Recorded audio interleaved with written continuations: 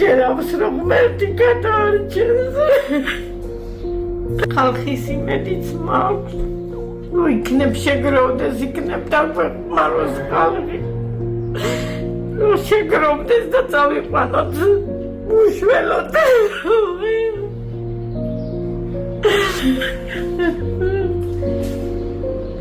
5 წლის ნიკოლოს დღეების წინ ღვიძლის სარკომა დაუდგინდა. ალბათ ხვდებით ეს რასაც ნიშნავს, თუმცა ამ საშინელების სიტყვებით თქმა ფონდში არ გვინდა. გორელი ბიჭუნა ახლა თბილისის ერთ-ერთ კლინიკაში სიცოცხლისთვის იბრძვის.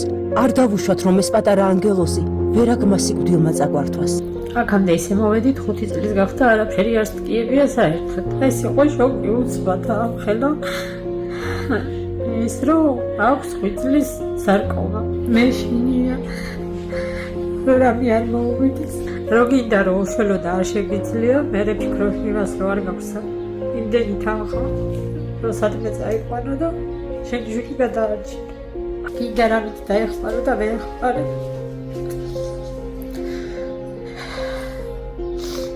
სასწრაფოდ გადასაყვანია საზღვარგარეთ. არ გვაქვს არანაირი საშუალება, რომელიც არის დიდსახსნებთან დაკავშირებული თანხებთან, რომ გადავიყვანოთ, ვუნკურნალოთ და გადავარჩინოთ.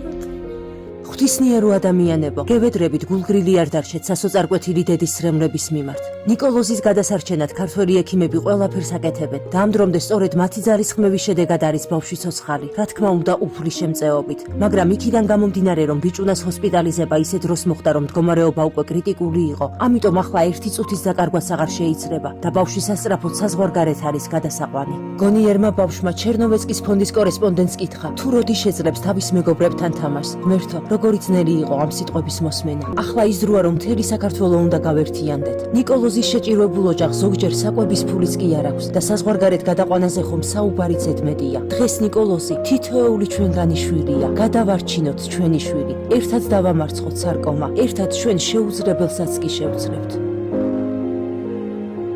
საზოგადოებას ვთხოვ დახმარებას. რითიც შეუძლიათ გვერდში დავუდგნენ და დაგვეხმაროთ, რომ გადავარჩინოთ ჩვენი შვილი. ყველას მადლობას მოვუხდით თითოეული ერთი თეთრისთვისაც კი. გადარიცხეთ ნებისმიერი თანხა ჩერნოვეცკის ფონდის ოფიციალური საიტის მეშვეობით.